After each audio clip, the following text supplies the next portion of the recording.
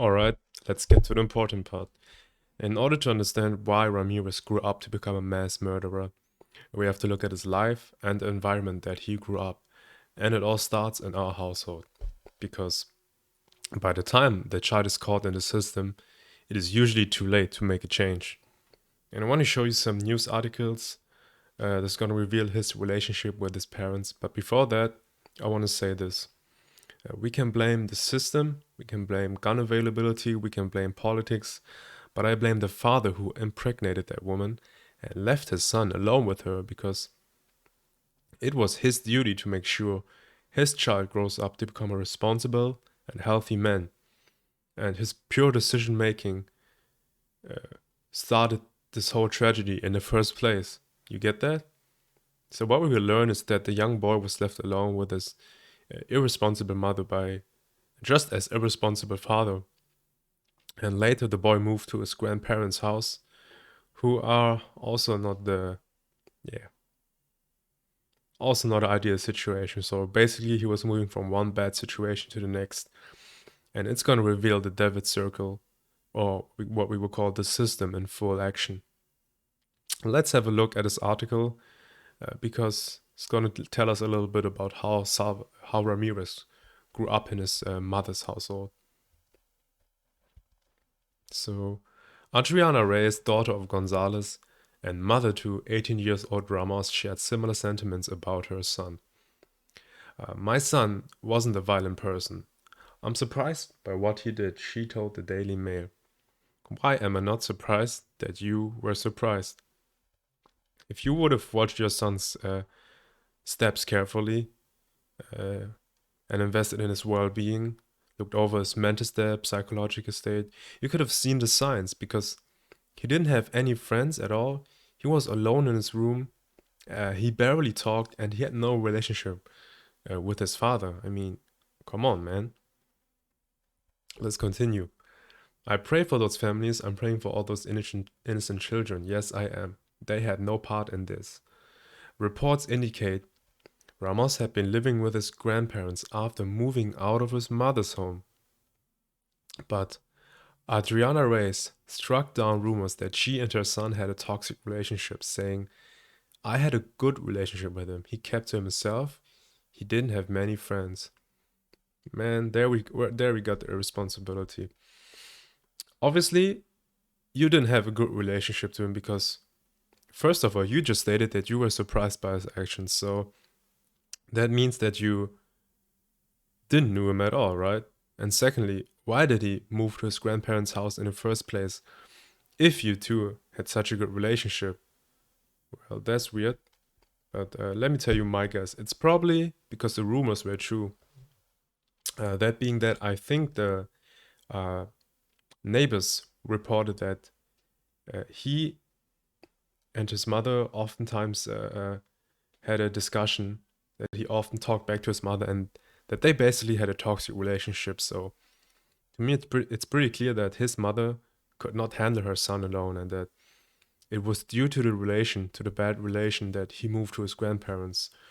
Why else? And it's not the mother to blame alone here, because it is in situations like this that the authority of a father is needed to teach the son respect and discipline.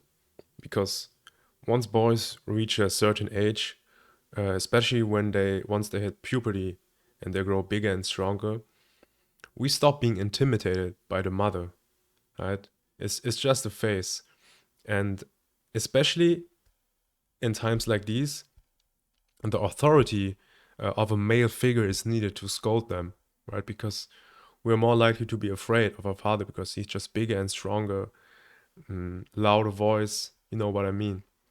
But the mother probably had problems on her own because to single handedly raise a son from a man that left her or whatever, it's not a desirable situation. And in some rare cases, mothers even abuse their sons because when the mother's looking at her son, he reminds her of the father. And every time she's looking at him, she's starting to project her hatred or bitterness that she has for the man onto the son. So this phenomenon might explain the rumor of the toxic relationship. Okay, but um, Adriana Reyes says the last time she spoke to her son was on May 23, when she gifted him a card and a Snoopy stuffed animal. Right, such a good parent. She remains at the hospital with Gonzalez while she recovers.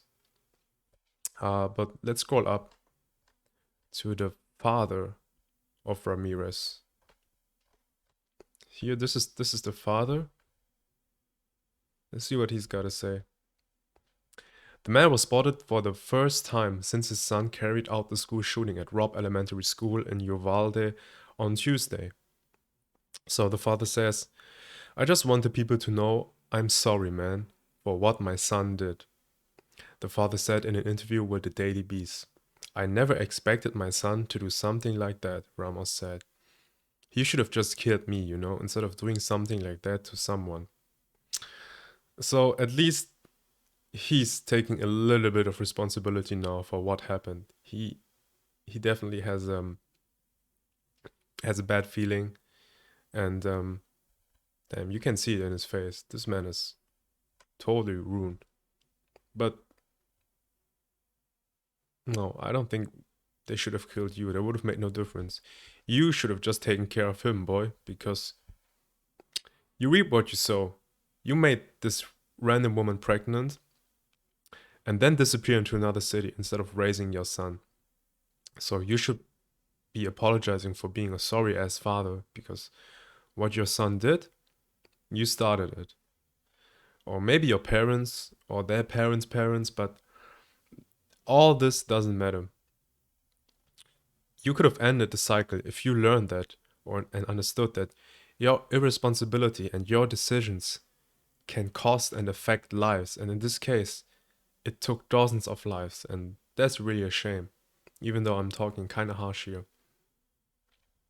And to take it further, the father's mistakes, they didn't really start when he decided to not raise his son, to not being there for him, but the father was never ready in the first place to become a father, to be in that relation with his mother. So he was obviously unfinished and broken. Shit, probably was broke as well. So it's no surprise that he, and really a lot of men today, are running away from relations when they impregnate their woman. It's like they skipped biology, and forgot that busting a nut into a woman can create a human life, can create a child. Okay, when that child is there, they crack under the pressure and they run away from responsibility of raising the child and providing, because it is a huge responsibility. And that's why we need better decision making and be careful who we sleep with. Because if he was a more mature and responsible man, he would have asked himself questions like, maybe I should work on myself instead of working this woman's vagina, especially when I have no intentions of living with her. And maybe I should consider that bringing a child into this situation, into this world, would only cause harm to it.